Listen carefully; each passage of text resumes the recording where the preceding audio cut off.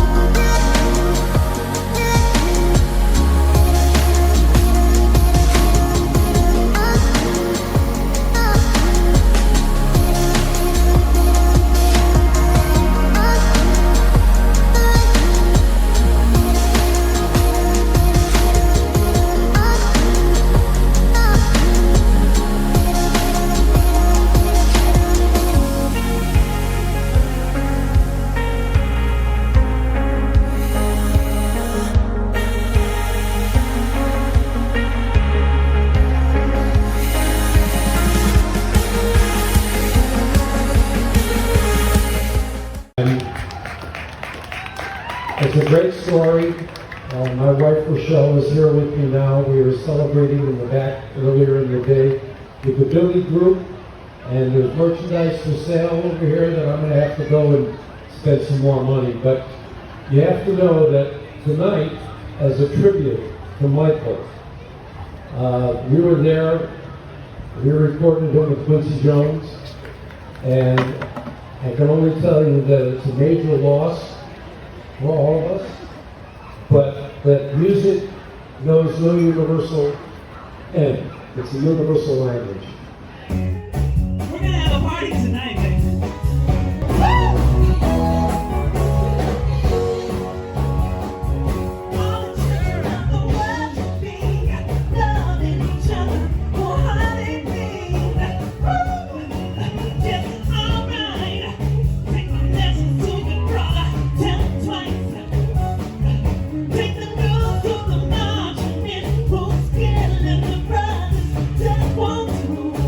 Oh no, 'cause I'm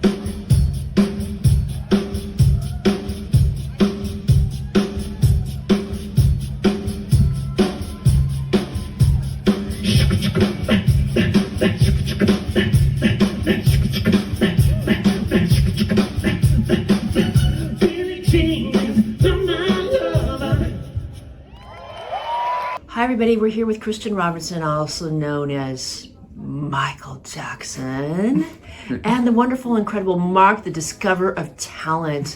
I'm Rosalyn Kahn with Chow Entertainment, Living Your Best Life. We're also out of Las Vegas, KGNT, and it's my direct and beautiful honor to be able to be here with you tonight to interview you before the big show. Thank you, thank you. So tell us, what do you feel about this opportunity here tonight? This feels like a huge opportunity, very big. A lot of people, so we're very excited. This is our biggest show yet. It's actually our first show that we got booked. Yeah. So this show really started it all. Yeah, it's a big deal for us because 2 years ago, Christian and I came here to see one of our competitors on this stage and said someday we're going to be there. So tonight's a big deal for us that we're actually going to be on this stage. And they're not. They're not. Oh, their poor sorrow. That's a shame, isn't it? I don't feel bad. Oh my gosh. So tell me, how long have you been, do you practice every day for this role? I've just done it my whole life, so I'm at the point where I don't really practice anymore. I just kind of do it, and it's just like natural within me. I've always never impersonated per se, always wanted to learn from him, Michael Jackson, and the other greats that he learned from, and from James Brown and from Prince, and to really encapsulate showmanship again on stage and present that to people and have a ton of fun doing it and bring positivity to everyone. So I just do it now. So I don't go out there and think or rehearse too much, but we rehearse as a band as often as we can. And Mark, when you see this happening and you realize this dream, this instinct, this inspiration came to you, what goes through your mind? You know, when I'm up there performing right behind him and I get a front row seat at every show to watch him do this, it's just incredible. It's incredible. It took me 1.5 years to find someone that actually could do the things that he does. And it's an incredible show, and his stamina is just ridiculous. We could go for 3 hours, and he still wants to go for 3 more. Yeah. So it's just great. I mean, he's everything you could possibly ask for for this position. Okay, so when you were young and growing up, what was your ambition that you wanted to do? Perform and perform and perform and perform. And how long were you when you started performing? I was 8 when I discovered Michael Jackson. I was in the back seat of my mom's car. PYT came on, and I said, "Who is this?" And she told me who it was. And from then on out, she bought me the Thriller album, and then I just studied, and it was just this burning desire that just wanted to come through my body. That just sounds absolutely amazing. They say if you find your passion, you follow it, you know you're destined for the right path that you're on. For sure. And what about yourself?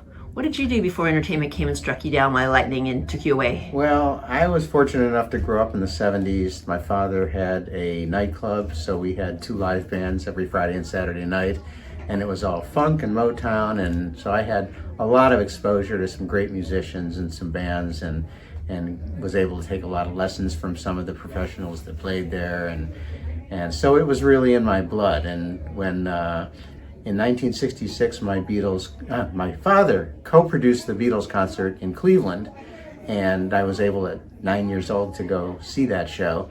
And I think from that point on, I was sold. I had to have something to do with music, and from that point on, I was playing guitar in a band, and it's always been in my blood. Well, I always go back to those things that leave a mark in my mind. You talked about lessons you learned. I'm a scholastic. What were the 3 lessons you learned when you were at that nightclub business and so on and so forth, seeing those people come in and out? And how could you tell the good ones from the bad ones and the ones who were going to make it and the ones who weren't? And what were those 3 golden stars? What would you say they'd be? Well, there's some people that really look at it as more of a 9-to-5 thing, and you can kind of smell them when you're playing with them. and it's not, the passion's not there. They're doing it because, and they just don't have the passion. So I think that's the main ingredient, is really having the passion for music and finding the genre that really sets you ablaze, and that's what drives us. Right. Yeah, and when we look, especially with doing the Michael Jackson thing, is so wonderful because there's so many loyal Michael Jackson fans out there, and when they come here, they just cry. You literally were 8 years old and you said that was it. And I think you said you were 8 years old. It's magical about that year of 8 years old. It really would be interesting to do some scientific research to find out, is it an oddity, is it a strange, or is it a normality? Yeah. So before this show tonight, what is the one thing that you'd like your mother to know as she listens to this show tonight? It's very funny because my mother is going to be in the crowd, and they flew out here from the Midwest, and my grandparents, my Mima and Papi, are actually, they flew on an airplane for the first time in their entire life today. So they'll be out in the audience, and I just want them to know that all their support and trust in me has led me to actually follow my heart. So.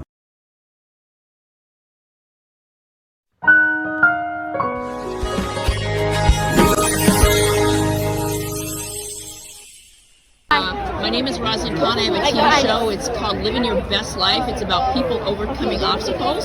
We're out of Las Vegas. I'm here in Los Angeles. I'm a humanitarian. I have all sorts of awards and accolades. I know a good kid when I see one. I saw you over on the side and I couldn't stop watching you. I knew you had style. I knew you had fit. So what do you have to say for yourself? How long have you been dancing? I've been dancing for a while. It started off just like when my mom would play music around the house, and then I just danced when I was little. But then I discovered Michael Jackson, started watching a bunch of his videos, started catching up his moves. Then I got interested in Bruno Mars, and now they're both my idols. Fantastic. Now, how old were you when you first started watching these videos? I was probably about like 4 when I started watching Michael Jackson, and maybe like 6 when I started Bruno Mars. Wow. Well, here's the key to success in life. Set your life on a goal. Don't let anything get in the way. No matter how many people hate you, don't like you, make fun of you. You just follow that dream, because miracles do come true. Thank My you. name is Rosalyn Kahn. I have an admiration for kids. Kids are the spirit of the world. They change the world and make it a better place. I'm so excited and honored to be here today with Malik the Freak. Oh my gosh, you're in Valley Cultural Center. You are an emerging artist. So how many days of your life did you dream about performing on the stage? On a stage? This one right here. This one right here? Ever since I was aware of the opportunity, probably every single night since then. Tell me a story. How'd you get here? Well, a good old colleague of mine and yours, Steve Hanel, he started a position working with a label called Nine Tone Records. Look them up, and he's going to be a very good representative of Malik the Freak. That is amazing. And he is connected to me to this opportunity. Fantastic. How long have you been playing for? I've been playing. I've been developing myself for about 15 solid 20 years. Congratulations. That's a work of art. I saw some young people yesterday with the inspiration, but 20 years. I've been teaching 20 years. I've been speaking for a little bit longer. But that's great. What would you say was the key to your success, that on those dark, hollow nights where you just said, pulling the hair out of the head and said, I can't take it anymore, that kept you going? Knowing the value of breaking through, the value of how good it feels to break through those moments, and all the rewards that you can't even anticipate unless you break through, and all the offers that that God will give you, or the universe will give you if you follow certain steps earnestly. It always gets brighter. That's what keeps me on those darkest moments. Fantastic. Is there a person that you sing to, or someone that you think about when you're singing, or anything like that? Everyone. Everyone. How can people follow you? Instagram at Malik_THE_freak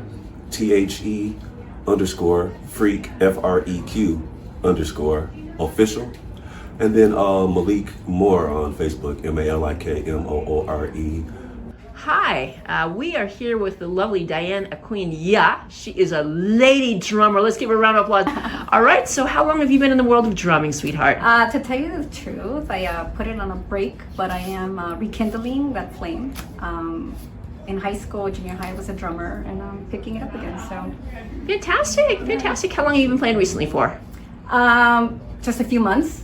Hey, that's good. They say if it's in the brain and you got it wired, and you just start going, it automatically goes ahead and comes back. How old were you when you started? About maybe 14. 14 years of age. That's a good way to, the Beatles had so many hours that they accumulated, and that was their success. So you mastered all those hours all the way up to now, and it's just like almost natural, right? Well, there was kind of a break in between, but yes, I could see that. Fantastic. So what makes this night special for you? Being with Malik the Freak and Jonathan Burks, these are wonderful, talented musicians, and I'm honored to be sharing the stage, with these musicians. Absolutely. That's wonderful. What do you like the most about drumming? How it liberates my soul.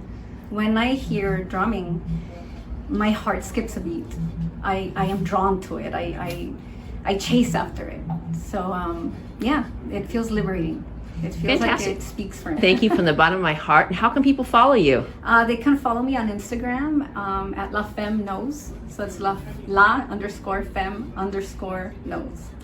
NOS.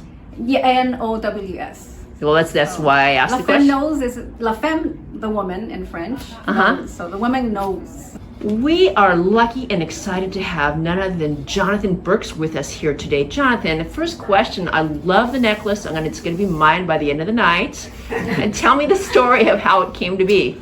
It was a gift from my mother. I knew it. Oh, wow. Yeah. And she was a fine collector of jewelry, right? Yeah, she likes jewelry. She's an artist. She makes a bunch of stuff, so I'm definitely one of her models. That is wonderful. And tell me, what's your part in the band here tonight? I'm playing bass guitar tonight. Bass guitar. And how long have you been doing that for? Probably about 35 years. Great. Yeah. What inspired you to get started? On the bass guitar or music in general? Or Bass guitar. Bass guitar probably have to be Cliff Burton from Metallica, the bass player that passed away. I remember he did this bass solo, and I remember thinking, wow, that's so cool. And it was, from then on, I was in love. I was in love with the bass. That is absolutely. Such a deep sound and dynamic, and can be very sensual and aggressive, and I love the balance that it brings to the music. I remember hearing something once when a friend of mine had passed away, and the person who was officiating the ceremony said, when someone passes, no matter what the age it is, you can always take a person or a part of them and you can bring it back. And I think that's what you do for the music that you just explained, is bringing that to life, which is absolutely wonderful. And how'd you find yourself to music? How did that connection happen? My mom was a musician, raised a musician, and I think it was in my family growing up, in my culture, and I just kind of gravitated towards it because it felt so good. And I like to live every day having a good time. That's what life about it is. I just like to have fun no matter what. So. Life is truly a blessing. We got to make the best, whether it's cloudy or sunny or in between. Music kind of gives me that outlet to kind of find the good vibe every day and come back to a language that truly is universal. Thank you. How can people follow you? You can find me on Instagram at Jonathan Burks. It's JONATHANBURX, or on Facebook, Jonathan Burks, BURKES. So Fantastic. JONATHANBURKES on Facebook. And in case you missed out, the name is Rosalyn Kahn, ROSALYN. Last name is KAHN. I'm on all social media, and an ambassador of peace, a lady who is a TEDx speaker, and up for a WOHA Awards, Woman of Heart, coming up in November in London. Amazing. Well accomplished, inspirational. Thank you for sharing. Well, thank you so much. I look forward to chatting with you more and making it happen. So have a wonderful time this evening. It'll be a night to remember. Thank you. Cheers. Gratitude. This is Rosalyn, and you are? Misha Davidson. Misha, tell us what you do in the band here. All right, I'm over here rocking keys 2 tonight. You're going to hear some horn sounds and synths and classic vibes like that. Coming from the very far back corner, that's me. Very glad to be here with these guys tonight. How long have you been doing this for? This band is relatively new. Real grateful to be a part of it. I've been playing most of my life, so... How many years is that? Of my life, or how many years I've been playing? I don't know. It's been decades now. Enough to get some grays in the beard. So. Well, I look forward to maybe this being the best day of our lives. And God bless you. My name is Rosalyn Kahn. You can follow me all over social media. And where can they follow you? Yeah, follow me on my new music account. It's a Shadowwork Music, SHDWRK Music, Shadowwork Music on Instagram. Got some new vibes on there for you too. My name is Rosalyn Kahn. I'm a TEDx, a humanitarian, and all sorts of other things. You can follow me on all social media, and you'll find LinkedIn Rosalyn Kahn. Thank you so much. Thanks, Rosalyn. Gratitude. Bye-bye.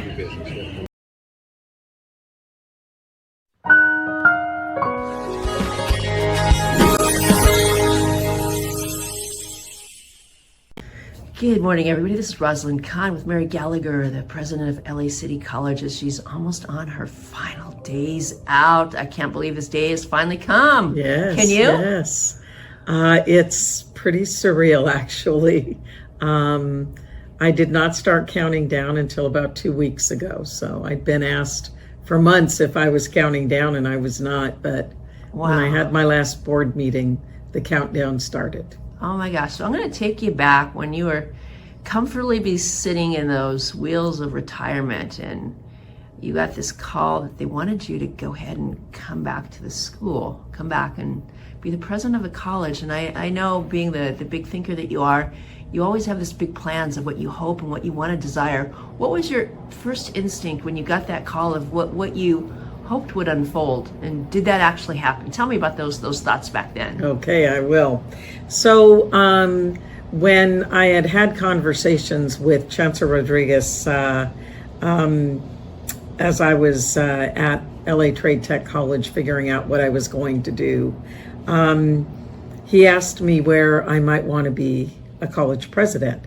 And I said there would only be 2 colleges I would want to be the college president at. That would be LA Trade Tech, and they already had a president there, and LA City College. And at the time, the President Martinez was still at LA City College and had not decided to retire. But when she announced her retirement, then Chancellor Rodriguez and I talked about the opportunity at LA City College. And I jumped at the chance. I was very, very interested in LA City College because it's my community. I live just up the street. I passed by it all the time. I'd been onto the campus many, many, many, many times. But I wasn't exactly sure at the time what I would do, but I knew that I could probably provide some help and guidance to the budget for sure, because there were some major budgetary problems occurring at the college. And I thought I could help with the enrollment. The enrollment had been declining, and I thought I could help there. So those were really the 2 areas that I wanted to see what I could do for the college to help kind of chart a course of a positive direction for the college. Fantastic. And now that it's said and done, and people are going to look back years and years and years and say, Mary Dexter, it's amazing what she had done in the time that she was there. What do you think are going to be some of the things they're going to highlight and they're going to feature on some of your vast accomplishments that you've been here? Well, I think some of the things that I did was certainly to establish a balanced budget for the college, and we've balanced the budget for each of the 5, and this will be the 6th year since I came on board the college. So I think balancing the budget and working within the available resources of the college is something that the college is equipped to do at this point. I think the other thing that is important to me is faculty hiring. And we did a lot of faculty hiring. By the time I leave, we will have brought on at least 100 new faculty members, as well as staff and administrators to the college. So that feels very, very good. And I would say that third, the establishment of the Race Equity and Social Justice Center. City College is a very diverse college, diverse in its faculty, staff, and students, as well as the administrators are very diverse group of people. And I'm very proud of the fact that equity and social justice is a central focus for the college. And it was before I got here, but we have it definitive and spelled out and public now. Was there any other last lessons that you have you'd like to pass on to the future president? Personally, I think it's really important to continue to pursue your vision and your goals. I was not able to accomplish everything that I had set out to do 5.5 years ago. Part of that was because we had a major interruption with the pandemic that really just stopped us for a while from moving our goals and our agenda forward. But we picked up as best we could after we all re-engaged again, after we were able to return from the pandemic. And we did the best we could.